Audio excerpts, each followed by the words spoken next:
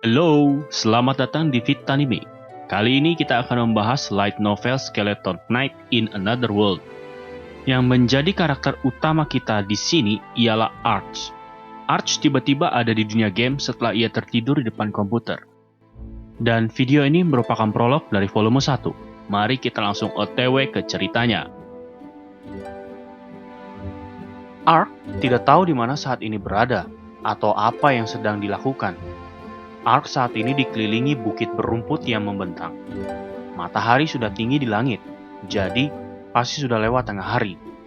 Angin bertiup melintasi lautan hijau yang luas, menciptakan gelombang rumput yang mengalir ke tempat Arch duduk di atas batu. Semilir angin membawa aroma vegetasi segar dari tanah yang lembab. Di belakang Arch bisa terdengar angin menerpa hutan saat bergerak di antara pepohonan. Arch berdiri dari batu dan menikmati pemandangan yang membentang di depannya.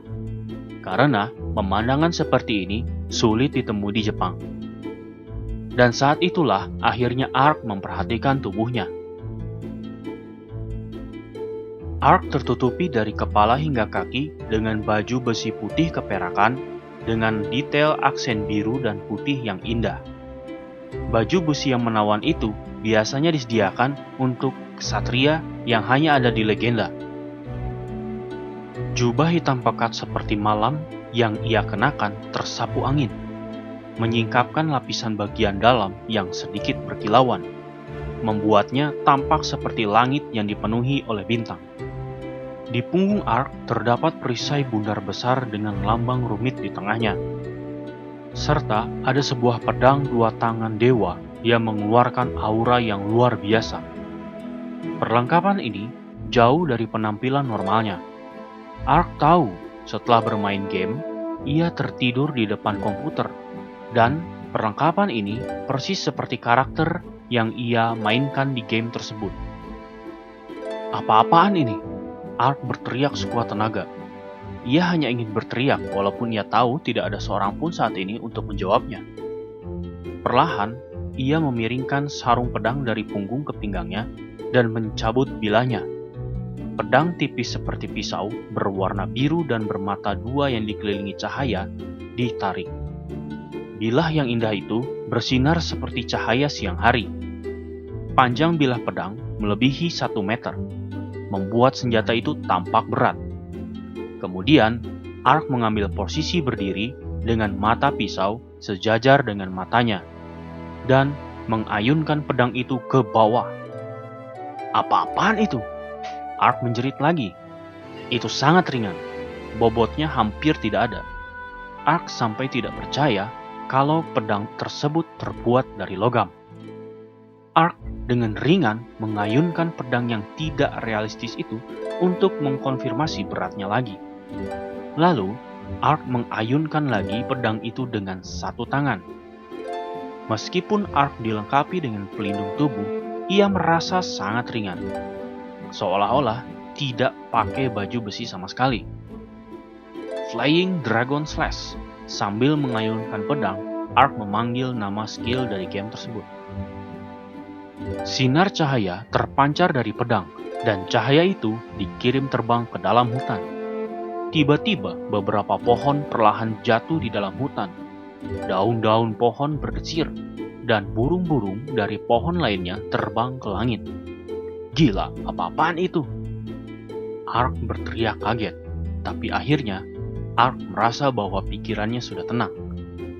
Ia masih tidak mengerti situasinya saat ini. Senjata dan peralatan yang Arch miliki berada di tingkat mitos, sama dengan karakter Arch dalam game yang ia mainkan. Sangat jarang untuk memiliki peralatan kelas mitos. Ada total 6 tingkatan peralatan: rendah, menengah, tinggi, epic, legendaris, dan mistis. Armor tubuh perak yang dimiliki Arch disebut Armor Heavenly Knight, seri Saint Armor Belanus. Armor terdiri dari 5 bagian: tutup kepala, dada, pinggang, lengan, dan kaki. Armor ini memiliki efek meningkatkan pertahanan, meregenerasi health, meningkatkan kekuatan serangan, meningkatkan resistensi kutukan, mengurangi damage dari atribut api dan cahaya sebesar 50%. Seri ini merupakan perlengkapan yang benar-benar rusak, terlalu curang. Dan mantel yang berkibar oleh angin di belakang Ark ada di dalam tingkatan mitos itu disebut Overcoat of Night Sky. Mantel ini memiliki efek untuk mengurangi kerusakan yang ditimbulkan atribut kegelapan dan mengembalikan jumlah mana dari waktu ke waktu. Perisai yang ada di punggung Ark adalah Heavenly Shield of Titus. Perisai ini memiliki pertahanan yang tinggi, memiliki efek pembatalan knockdown, dan meningkatkan semua nilai resistensi terhadap efek status abnormal. Keluhan tentang seri Heavenly Knight yang terlalu overpower berakhir dengan penambalan yang dikeluarkan oleh pengembang game. Namun, penambalan ini tidak mengurangi power, hanya saja membuat para pemain tidak bisa lagi menggunakan aksesoris lain ketika mereka mengenakan seri Heavenly Knight. Akibatnya, jumlah pengguna seri Heavenly Knight yang sudah terbatas itu semakin berkurang. Akhirnya, di tangan Ark, ia memegang pedang guntur suci. Dengan kekuatan serangan yang tinggi dan kelincahan, itu adalah pedang dua tangan yang benar-benar Ark banggakan. Seperti setiap senjata kelas mistis lainnya di dalam game, senjata ini memiliki serangan spesialnya sendiri, dengan penalti bahwa pemain tersebut menderita pengurangan daya setelah menggunakannya. Ark kemudian mengembalikan pedang ke sarungnya. Lalu, dengan tangan kanannya, Ark melemparkan mantra Flame. Dan, seperti dalam permainan, semburan api menyembur seolah-olah tangan Ark adalah penyembur api. Tidak, ini berbeda dari permainan. Itulah yang Ark pikirkan. Pekerjaan Ark yang utama dalam karakternya adalah Heavenly Knight, dan subclass-nya adalah Paus. Flame adalah skill dari Magician, dan skill Flaying Dragon Slash pastinya milik Warrior. Ini bukan skill yang seharusnya ia bisa gunakan oleh karakter Ark di dalam game. Ark heran mengapa seorang kesatria dapat menggunakan keterampilan penyihir. Kemudian Ark berpikir, Ark mempertimbangkan segalanya, dan ia berkesimpulan, bagaimana jika ini bukan permainan atau mimpi, melainkan kenyataan. Jika itu kenyataan, maka keterampilan yang tidak bisa Ark gunakan karena perubahan kelasnya harusnya sepenuhnya tersedia. Sebagai contoh, seorang ahli judo yang memulai karir tinju masih mampu menggunakan teknik judo. Dalam karakter gamenya, Ark sering mencapai tingkatan tertinggi dari jobnya. Jadi, ia penasaran apakah dia dapat menggunakan semua skill tingkat tinggi pada saat ini. Syarat untuk mendapatkan kelas Heavenly Knight adalah bahwa seorang karakter harus memiliki level maksimum dalam pekerjaan penyihir, pendeta, dan prajurit. Untuk mencapai itu, ia harus mendapatkan pekerjaan dari Magic Knight, Advanced Wizard, dan Paus. Ark tidak mempelajari semua keterampilan dari setiap pekerjaan, tetapi Ark memang belajar beberapa dari mereka. Jika Ark bisa menggunakan semua keterampilan yang ia pelajari, Ark seharusnya bisa menangani apapun yang menghampirinya. Yah, bisa dikatakan Ark ini udah overpower banget. Ark bertanya-tanya apakah ia bisa bertahan hidup jika pekerjaan utamanya sebagai Heavenly Knight.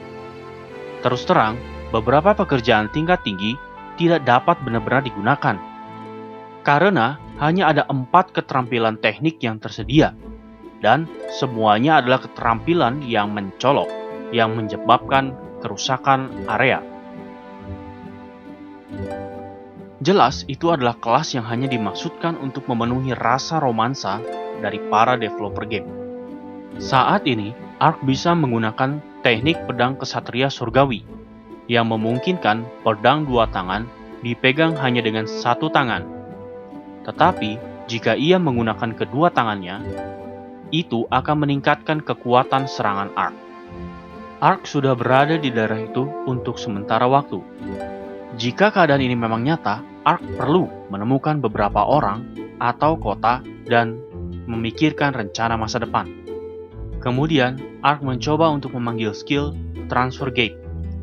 Cahaya pucat dipancarkan saat lingkaran sihir selebar 3 meter muncul. Di dalam permainan, Ark harus memilih nama kota dan otomatis akan dipindahkan ke sana. Namun, saat ini tidak ada layar pemilihan. Ark kemudian berpikir tentang apa yang ia harus lakukan. Namun, secara tiba-tiba penglihatan Ark menjadi gelap, dan kemudian pemandangan menyebar kembali dalam sekejap. Yang terjadi ialah Ark melakukan perjalanan sekitar 3 meter dari tempatnya berada.